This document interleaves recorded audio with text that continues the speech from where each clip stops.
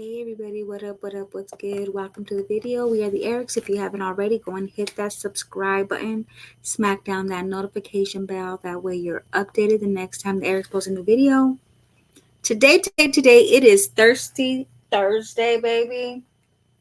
And I was seeing this last night and I was wanting to read Kim Porter's book, but I saw it on TikTok. Others were reading it. So I was like, hey, this would be a good thing to watch and, react on. So let's check it out, you guys. This is the first chapter.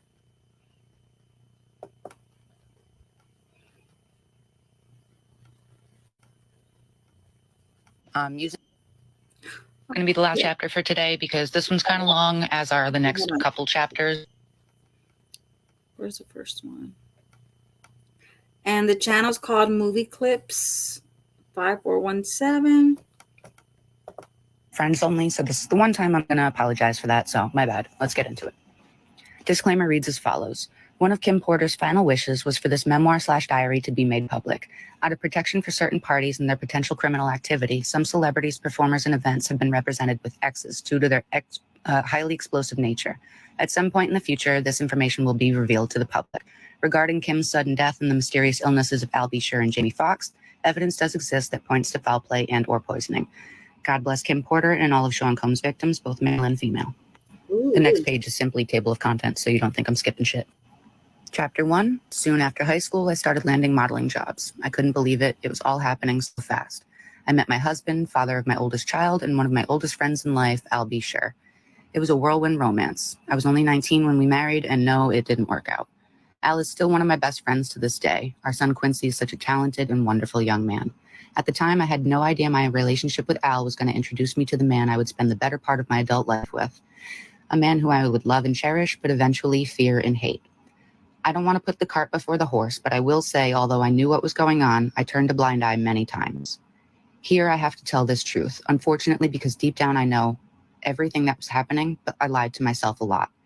He was so charming, a wolf in sheep's clothing, a devil, and I fell for it. This story must be told despite the fact it will hurt my children. I cannot hide it any longer. Sean Combs must be stopped. That's the introduction. Ooh, friends only, so this is the one time I'm going to apologize for that, so my bad. Let's get into it.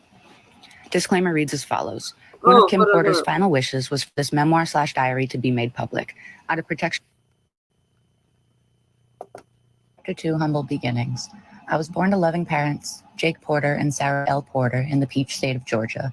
All through Columbus High School, where I graduated in 1988, I knew I was going to be famous. In the 10th grade, one of my best friends, Tina, said to me, "You won't make it here in Georgia." I knew if I wanted to be famous, I'd have to leave my hometown and my home, Georgia. That conversation was so important as I look back now. It changed my life. I met Al while I was working in the industry. He was so dope and charming, and I had such a crush on him. We were married before I knew it, and Quincy was on the way. But I was young, and it just felt like it wasn't going to last. It was a little heated between us after we separated, but we got past that quickly. He's just a super dope guy and an amazing father. Though we separated, we're forever bonded through Quincy. Thank you, Al. I will always love you. That kind of makes me tear. That is so sweet. When I met Sean, he was cool. I didn't think much of him at the time. He was just another guy at the label. Uptown was huge, and we were all living our best life. But Sean continued to lay on the charm, and before I knew it, we were dating. As a young single mom at one of the hottest companies in the world, life couldn't get any better. And then it did. My boyfriend was getting even bigger. He and Clive would hang out a lot, but I didn't think anything of it. I mean, that was his boss, and he was doing things bigger than most men dare to even dream. Then it happened. I mean, okay, I was a little bit of a freak. I really enjoyed myself with my partner, and toys are one thing, but I never imagined having a man I was dating asking me to use a toy on him. The first time, he said he just wanted to experiment, try something new. I was grossed out, but he kept begging.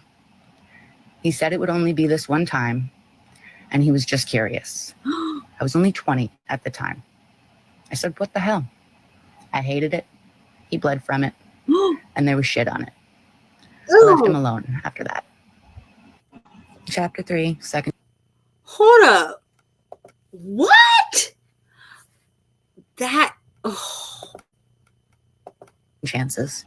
Sean kept reaching out, and I kept ignoring his calls. Eventually, in a few weeks, we ran into each other at an event. He came over and sat next to me. We were cordial. He flattered me by saying, "You look so amazing." I replied with a simple, "Thanks, Sean." I tried to get up to leave, but he pulled my arm. As I turned to him, he looked deep into my eyes and said, "Look, what happened between us was weird, but I really care about you. Can we..." He paused, and I tried to use this as my attempt to escape. I pulled my hand back and said, "Sorry, Sean, I have to go. Please, I think I'm falling in love with you. Can we talk?" My breath was taken away. Did he say he loved me? It was so fast. I wasn't aware of this as his manipulation tactic. Not yet. God, I was so young, so naive. He continued, "Let's just have dinner." And I fell for it. 2 days later, we went out for drinks at a lounge in Lower Manhattan. The place was nice. Sean was really coming up and pulling out all the stops to impress me. He pulled out the chair for me to sit. Back then, he was always a gentleman. He smiled and said, "Look," as he sat across from me, "I hated it, and I never want to do it again. Give me another chance." Over coffee the next morning, I decided to give him another chance. For the next year and a half, things seemed pretty normal. It was fun. Things were going great, and we were living the dream that I had dreamt about throughout my youth. Sean and Clive were working on Bad Boy, and he had his first couple of artists. He picked up Craig Mack, and then some rapper from the West Coast called Notorious B1 to help Chris develop. He was collaborating with the biggest names in hip-hop to make it happen. Things couldn't be more amazing. Then he asked me to do it again. It was insane. Sean said, "Baby, I can't stop thinking about it." "What the hell are you talking about?" I responded. Sean continued, "I just can't stop thinking about that night. It was amazing. Can you screw me one more time, please?" I became infuriated. "Why don't you go to Clive? He's the one screwing you, isn't he?" Then Sean hit me. This was the first time, but he slapped me hard. Before I could form words, he began to beg. I'm sorry," holding my cheek where he hit me. I turned and ran off. That should have been it, but I guess I am a glutton for punishment. He sent flowers and a bunch of expensive gifts. Then we bumped into each other at another industry event. He sat down next to me. This was deja vu. Sean started, "Imagine running into you here." "Get the fuck away from me," I forced out. He became more serious as he said, "Look, baby, I'm sorry." But I just glared at him. "There's nothing you can ever say to me. Nothing." After an awkward silence, he finished, "You know I love you. I love your son. He's my son. I don't know how to fix this, but I'll do anything. I'm sorry." Shit, he can be so sweet. Here we go with the love thing. This time it's not falling in. He was great with Quincy, and to be honest, despite everything, I missed him. As he stood to walk away, I remember hearing myself saying, "Call me later." What the fuck is wrong with me? Chapter 2, Humble Beginnings. I was born to loving parents, Jake Porter. Y'all, that is a trip. Chapter 4, Forgiveness. Sean arrived with flowers in hand. He wanted to see Quincy. He was so good with him, and Quincy ran over to hug him. I felt my heart melting. He asked Quincy, "How you doing, Tiger?" Quincy looked so innocent as he responded, "I'm good. I miss you." Sean's response sounded genuine. "I miss you too. Hang out tomorrow, okay?" "Okay." Sean gave him a little love tap on the butt. "It's bedtime." Quincy replied, "Okay, good night," as he turned to head toward his bedroom. Here was the man I fell in love with. But what was I thinking? Shit, not only does he want butt plugs, he slapped the shit out of me. So why am I still talking to him? They say love is blind, but is it stupid too? As Quincy left, Sean looked at me and smiled. "Baby, let's go have some fun. The babysitter is on the way. I just want to show you a good time." I was so mad at myself for melting as I said, "Okay." We sat on the couch laughing and genuinely having a good time when the doorbell rang. The babysitter had arrived, and so we left. As we exited the house, a big man climbed out of the limo and opened the door for us. He wore a sharp suit with a gun noticeably tucked under his arm.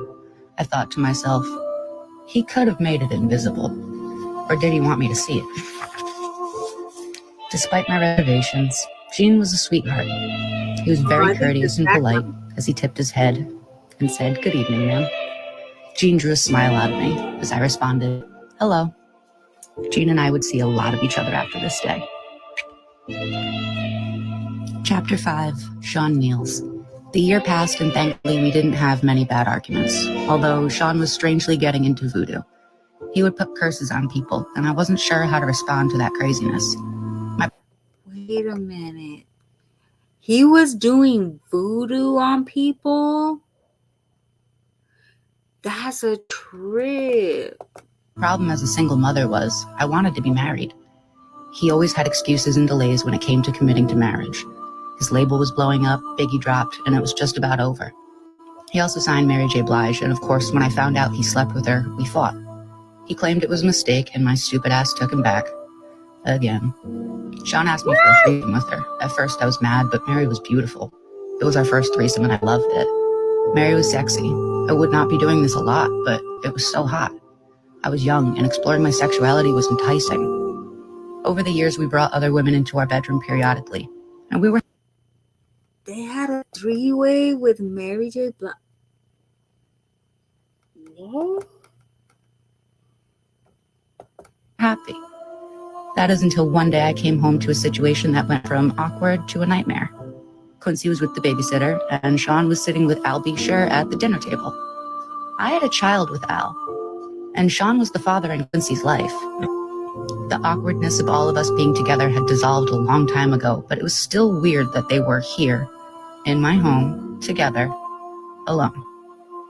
I sat down and we had drinks. It was fun. The conversation was cool. Until it wasn't. Al was a little loose after a couple of drinks. I remember him saying, "It's still weird seeing you with my friend, but you're happy, so I'm happy for you guys." Sean responded, "Thanks, man. Me and you, we've shared so much." Al replied coolly, "Word." The conversation took an odd and awkward turn when Sean said, "We've all been together sexually, but not together." I was shocked for a moment as quietness lingered in the room. I asked, "What do you mean by all together?" Al shifted uncomfortably, but Sean didn't hesitate. "You know how we sometimes invite other people into our bed." I couldn't believe it. "Oh, hell no. Sean, this is my son's father. Al, say something." What Al said was mind-boggling. "I don't know. It could be kind of hot. I miss you in that way." Although I couldn't believe Sean would do this, the truth was, I still cared about Al, and this could be very hot.